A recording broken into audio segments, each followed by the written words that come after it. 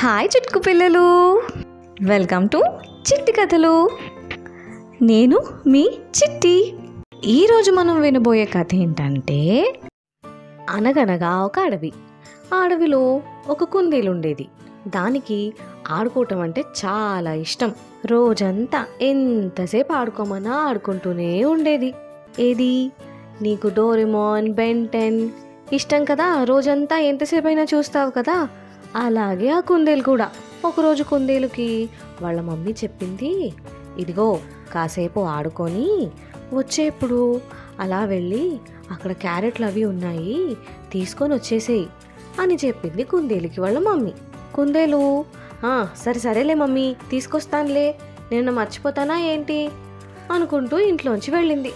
ఎప్పటిలాగే ఆటలో పడి అసలు విషయం మర్చిపోయింది.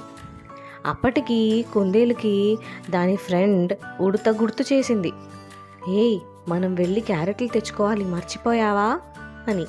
దానికి కుందేలు, అబ్బా మధ్యాహ్నమే కదా అయ్యింది, వెళ్దాంలే, ఇంటికి వెళ్ళేప్పటికి ఇంకా చాలా టైం ఉంది, ఈవినింగ్ వరకు తీసుకెళ్ళొచ్చులే అని చెప్పి ఆటలో మునిగిపోయింది. కాసేపటికి ఆ ఉడత మళ్ళీ గుర్తు చేసింది. పదా వెళ్దాం, వెళ్ళి తెచ్చుకుందాము, మళ్ళీ సాయంత్రం అయితే మిగలవి ఇంకా మనకి అని ఉడత చెప్పేసరికి, సరే వెళ్దాం ఆగు, ఇంకా ఆసేపే అంతే అంటూ ఆటలో పడిపోయింది ఆ కుందేలు.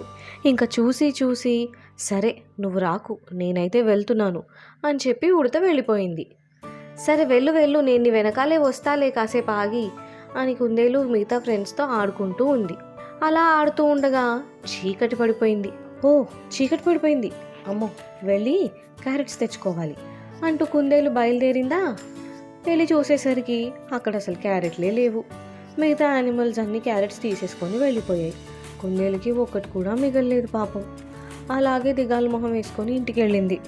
ఏమైంది అని అమ్మ అడిగితే, నేను ఆడుకుంటూ టైం చూసుకోలేదమ్మా, అందుకనే నేను వెళ్ళేసరికి అన్ని క్యారెట్లు అయిపోయాయమ్మా అని దిగాలుగా చెప్పింది ఆ కుందేలు. చూసావా, అందుకే ఏదైనా పని చేస్తే దాన్ని ఒక టైం ప్రకారం చేయటం మనకే మంచిది.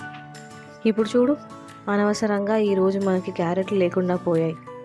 సరేలే, ఇంకెప్పుడు ఇలా రిపీట్ చేయకూడదు, సరేనా అని అమ్మ అనగానే, సరే మమ్మీ అని చెప్పి టైం విలువ తెలుసుకుంది కుందేలు. ఈ స్టోరీని బట్టి మనకు అర్థమైంది ఏంటి?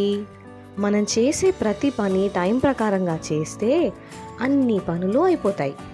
రోజంతా ఆడుకోవటం, రోజంతా టీవీ చూడటం కాకుండా కాసేపు ఆడుకొని, కాసేపు చదువుకొని, కాసేపు టీవీ చూడటం, ఇలా చేస్తే అన్ని పనుల్ని కవర్ చేయొచ్చు.